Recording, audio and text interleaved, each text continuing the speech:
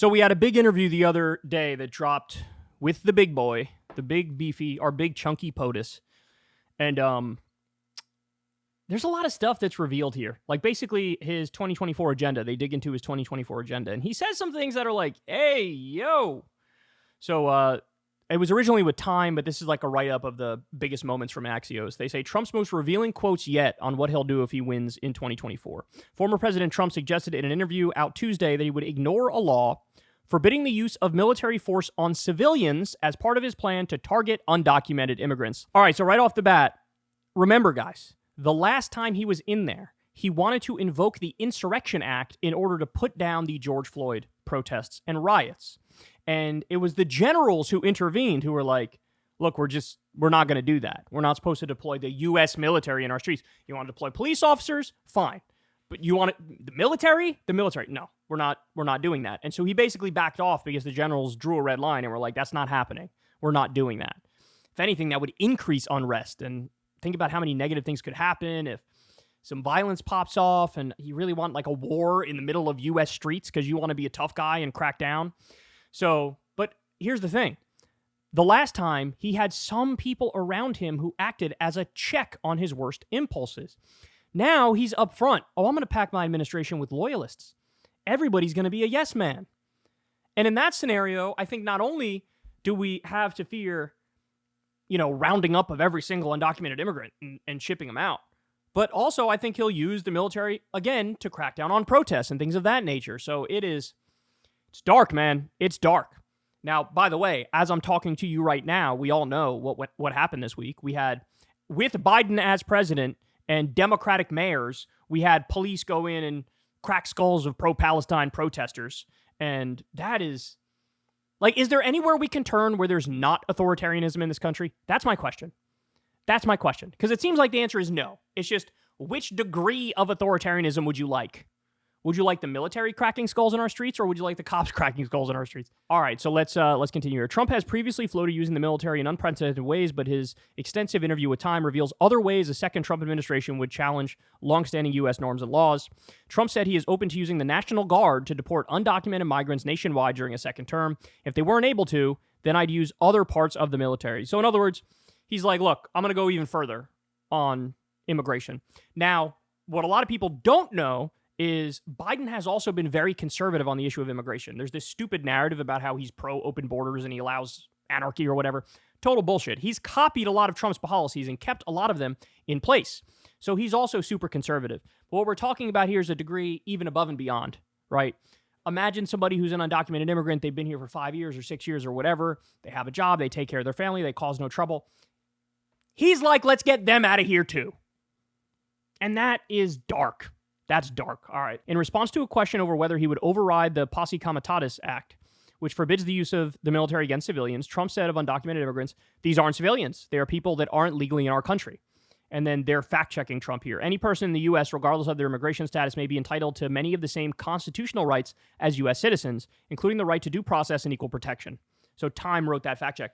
Now, look, here's the thing, man. This is very simple. This is very straightforward. So, like the Eighth Amendment to the U.S. Constitution has a protection from cruel and unusual punishment. And the argument the Bush administration made, Bush and Cheney went to court and said, hold on, we're legally allowed to torture people that we have at Guantanamo Bay because they're not American citizens. So we reserve the right to torture them. And of course, the reaction was, that's not how it works. Protection from cruel and unusual punishment is a restriction on the government from doing cruel and unusual punishment. It doesn't matter if the person is a U.S. citizen or isn't a U.S. citizen. That act is still illegal and wrong. And it's the exact same logic here. Okay. Quote, this is about the 2024 election. If we don't win, it depends. Trump said of the possibility of violence following the presidential election. It always depends on the fairness of the election. Now, is there any chance that he would look at the results of the election if he loses and say, no, that one was fair. I lost fair and square. Everybody knows the answer to that question. In 2020, he lost fair and square, and he said he didn't lose fair and square. Even if Biden wins in a landslide, whether it's a landslide, a medium-sized victory, or Biden ekes out a victory, in any of those scenarios, Trump is going to say, it's fake, it's false, they rigged it, They stole it. No matter what, he's going to say that. So for him to say maybe violence in some circumstances, I mean, 5-alarm fire, y'all. Red flags everywhere. Because he's warning, we're going to have another January 6th type thing. We're going to do another fake elector slate if Biden wins. And by the way, flip a freaking coin when determining who you think is going to win this election. I actually think it's super, super close. The former president said that he may fire U.S. attorneys who buck his directives to prosecute someone. So again, totally surround himself with loyalists. Quote, it would depend on the situation, Trump said. On abortion, this is a big one that people are pointing to. Trump told Time that it is up to the states if they decide to monitor women's pregnancies so they know if they receive an abortion. Quote, I think they might do that.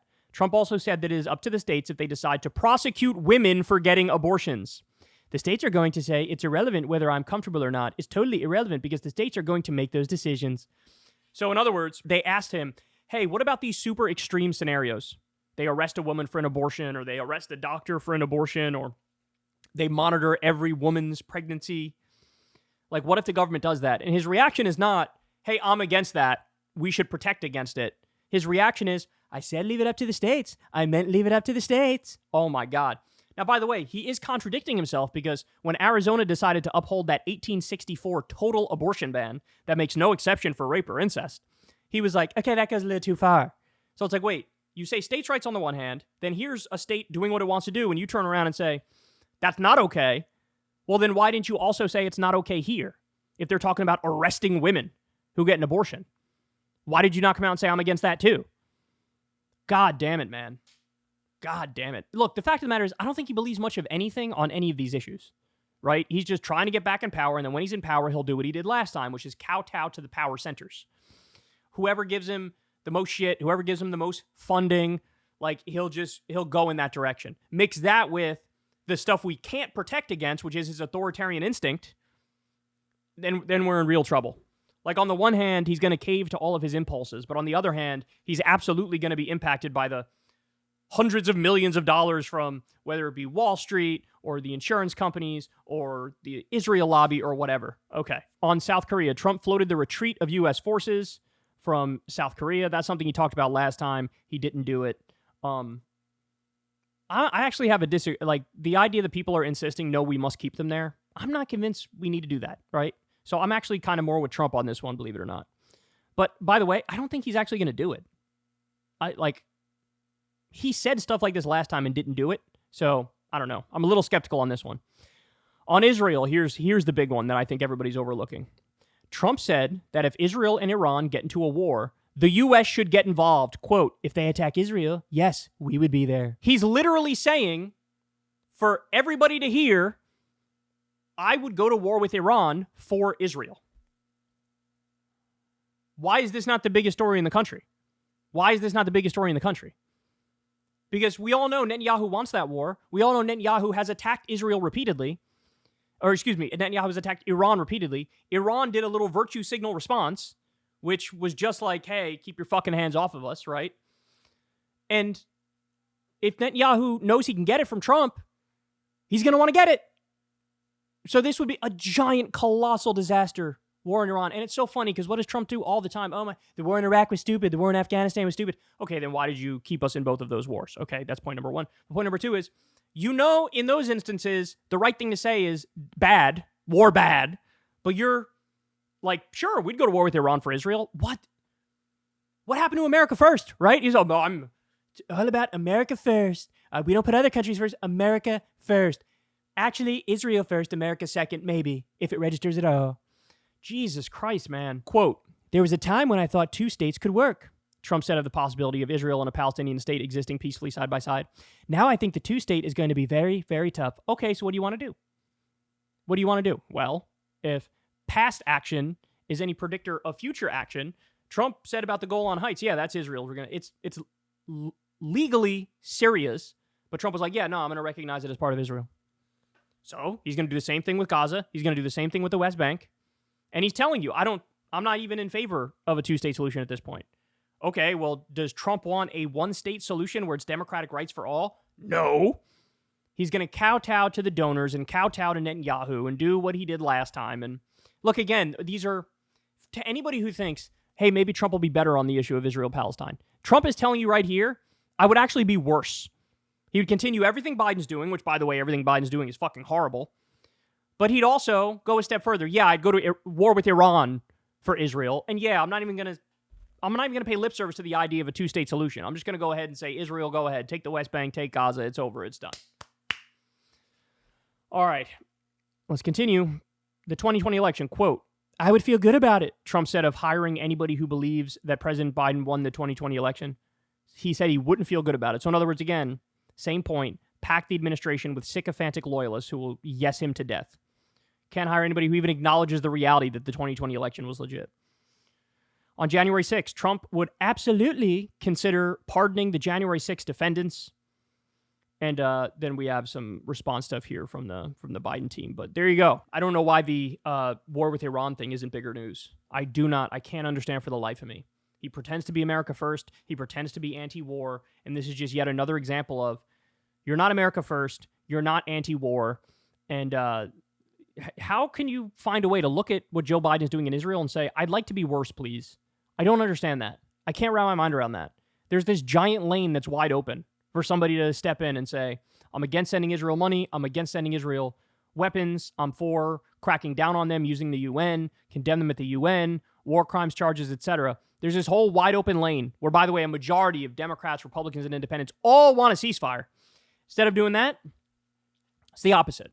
Yeah, war with Iran for Israel. Why not? Let's do that. Just add it to the list, man. The fakest anti-war candidate ever. When he was president, he increased drone strikes 400%, kept us in Iraq, kept us in Afghanistan, assassinated General Soleimani, a top Iranian commander.